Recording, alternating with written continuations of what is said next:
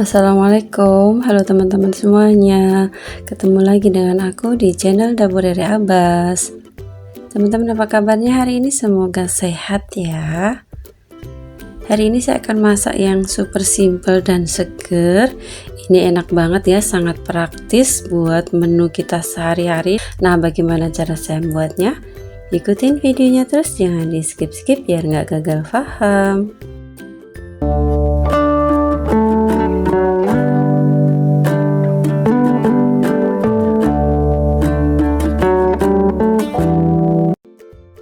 Kita siapkan wortelnya, kemudian kita potong serong-serong seperti ini.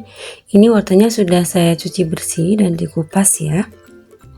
Untuk memotongnya silahkan disesuaikan selera. Kemudian ini ada kembang kol, kita potong juga kecil-kecil. Dan ini ada buncis, sudah saya buang bagian ujungnya ya. Kita potong sesuai selera juga, kita sisihkan kalau sudah. Ini saya juga menggunakan kapri. Untuk kaprinya ini sudah saya buang bagian pinggirnya teman-teman. Kita sisihkan dulu. Kemudian satu batang daun bawang kita iris tipis-tipis, tapi tidak terlalu tipis banget ya, biar agak kelihatan. Kita sisihkan. Kemudian untuk kubisnya juga kita potong sesuai selera, kita sisihkan. 2 batang daun seledri kita potong kecil-kecil atau tipis-tipis, kita sisihkan. Bisa tambahkan 1 buah kentang, kita potong sesuai selera. Ini juga sudah saya cuci dan saya kupas. Selanjutnya saya siapkan ayam. Ini saya pakai 2 buah paha ayam yang sudah saya filet. Kita potong agak lumayan besar ya teman-teman. Teman-teman kalau tidak suka bagian paha bisa menggunakan bagian dada ya. Tapi kalau menurut saya lebih enak di bagian paha kalau untuk campuran sayuran atau sop ya.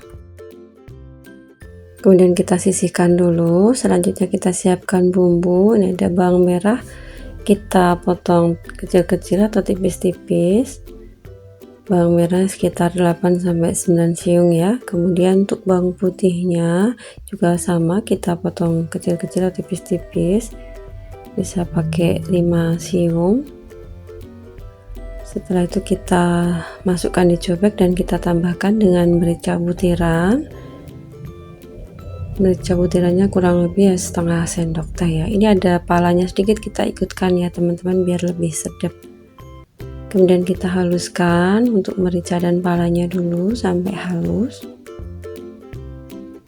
Setelah mericanya halus, baru kita haluskan bawang merah dan bawang putihnya. Oh ya teman-teman, ini tadi saya tambahkan dengan sedikit garam untuk membantu proses penghalusannya ya. Kalau sudah selesai kita haluskan, sudah seperti ini, kita kumpulkan dan kita sisihkan. Tidak perlu halus-halus banget ya teman-teman. Ada tekstur kasar sedikit seperti ini nanti biar lebih sedap. Kita siapkan penggorengan, kita panaskan minyak, kita mau tumis bumbunya.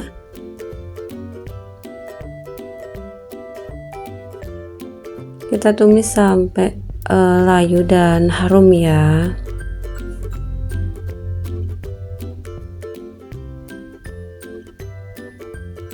Ini semakin banyak bumbunya semakin sedap teman-teman.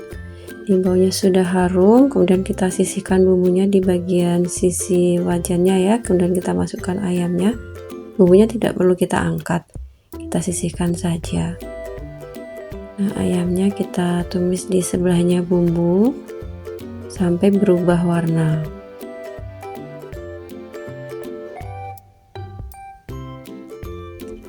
Untuk ayamnya bisa ditumis dulu seperti saya seperti ini, atau dimasukkan saat sudah ada kuahnya ya, disesuaikan selera. Kalau saya lebih suka seperti ini ya teman-teman, seperti mau bikin capcay. Kemudian baru kita masukkan sayurnya yang lumayan keras ya, wortel, buncis, kapri, bunga pul, dan juga kentangnya kita masukkan dulu.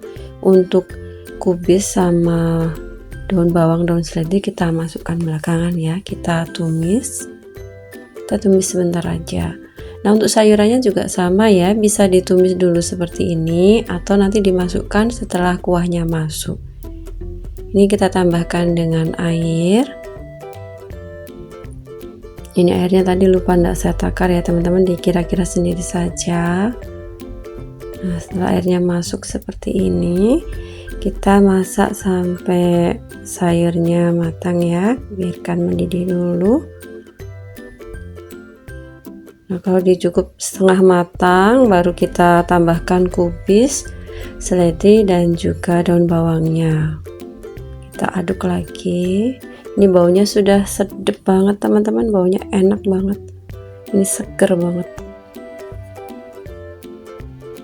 Nah, kita tambahkan bumbu seasoningnya, ada garam, kaldu, dan sedikit gula. Garamnya nggak usah banyak-banyak dulu ya, karena tadi waktu penghalusan kan sudah dikasih garam. Nanti kita koreksi rasa dulu, kalau kurang baru kita tambahkan. Kita aduk-aduk lagi.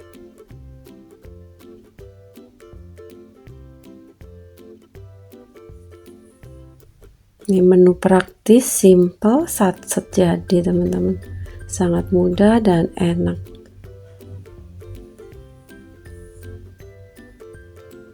Kalau suka yang crunchy, masaknya jangan terlalu lama ya, dimasak sebentar saja sudah cukup ya.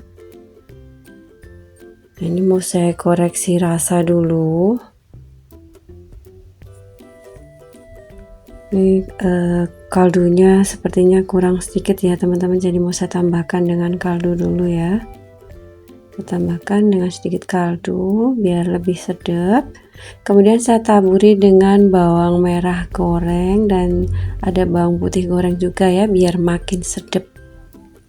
Untuk bawang goreng bisa ditaburkan saat proses pemasakan seperti ini atau saat penyajian, atau dua-duanya ya, disesuaikan selera. Kalau sudah matang, kita matikan kompor dan kita siapkan piring sajinya. Kita sajikan sup ayam yang sudah kita buat. Ini benar-benar enak ya teman-teman, baunya aja sudah sedap banget.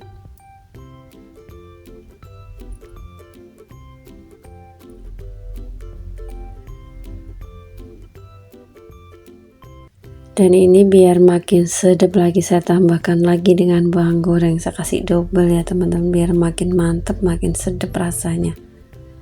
Pecinta bawang goreng,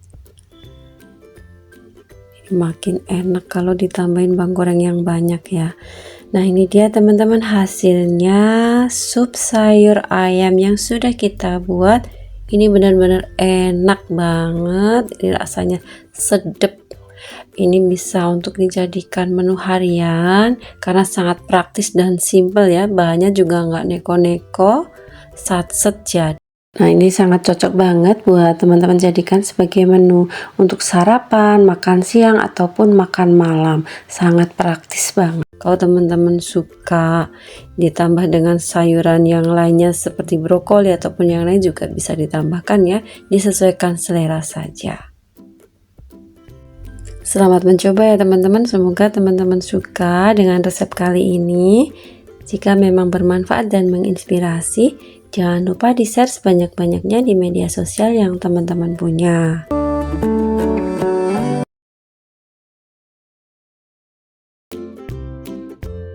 Pertama kita siapkan cabai merah keriting dan juga cabai hijau keriting. Ini cabai yang saya gunakan, stok saya yang saya ambil dari freezer. Kalau teman-teman ada yang segar, cabai keritingnya bisa pakai yang segar. Kalau nggak ada, adanya yang di freezer, pakai stok yang di freezer seadanya yang di rumah ya. Kemudian kita potong sirong-sirong tipis seperti ini ya. Lakukan sampai semua cabainya habis. Untuk cabai merah keriting juga sama, kita potong sirong-sirong memanjang seperti ini. Kalau teman-teman di rumah adanya stok cabai merah yang besar juga bisa dipakai ya, nggak harus cabai merah keriting seperti saya seperti ini ya, disesuaikan stok yang di rumah. Kalau sudah selesai kita taruh di wadah dulu, kita sisihkan dulu. Kemudian kita siapkan bawang merah dan bawang putihnya. Ini mau kita haluskan biar mempermudah proses penghalusan, kita potong kecil-kecil dulu ya. Kemudian kita taruh cobek, kita kasih sedikit garam dan kita ulek, kita haluskan ya.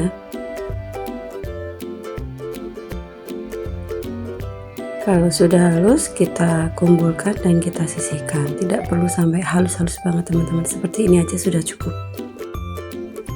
Kita taruh di wadah atau di mangkok yang lebih besar ya teman-teman. Kemudian kita sisihkan dulu. Setelah itu saya siapkan daun kucai. Ini daun kucainya saya pakai sekitar kurang lebih 12 batang ya. Kita iris tipis-tipis. Daun kucai itu baunya enak, sedap teman-teman. Kalau teman-teman tidak ada daun kucai, silahkan diganti dengan daun bawang atau daun bawang merah itu ya. Kemudian kita taruh jadi satu dengan bumbunya dan kita masukkan juga cabenya ya, kita jadikan satu. Setelah itu saya siapkan telur, kita pecahkan 4 butir telur. Ini saya pakai telur negeri, teman-teman bisa pakai telur kampung atau telur bebek ya, yang ada di rumah stoknya apa dipakai aja. Kemudian kita kocok lepas. Kalau suka pedas bisa ditambahkan dengan cabai rawit ya. Karena ini untuk anak-anak juga, jadi nggak saya tambahin cabai rawit. Kemudian saya tambahkan dengan kaldu kurang lebih 1 bungkus ya, saya pakai masako sapi teman-teman. Untuk ladaku saya tambahkan dengan kurang lebih setengah sendok makan ya. Kemudian saya tambahkan dengan 2 sendok makan tepung terigu. Tadi yang pertama kurang banyak, jadi yang pas kedua saya lebihkan. Kita aduk sampai rata, jangan sampai ada yang bergerindil.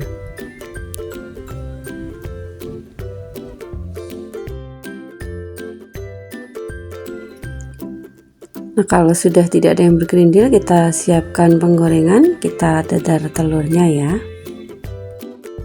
Ini kondisi api panas ya teman-teman, wajahnya panas. Kemudian setelah telur masuk, kita kecilkan apinya. Jadi memasaknya menggunakan api kecil. Ini kita tata dulu, setelah diaduk-aduk sebentar seperti ini, kita tata cabenya ya, biar merata untuk bagian cabai keriting, cabai hijaunya ya.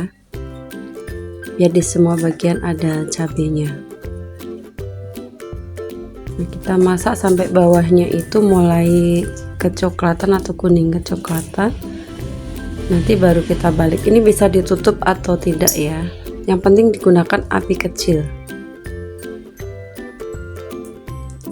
Nah, kalau di bawahnya sudah mulai kuning kecoklatan, kita balik, kita gunakan teflon lain untuk memasaknya. Atau tadi kalau teman-teman tidak ada 2 teflon seperti ini, bisa pakai piring langsung dibalik gitu juga bisa. Nah, di bagian atasnya saya tambahin sedikit minyak.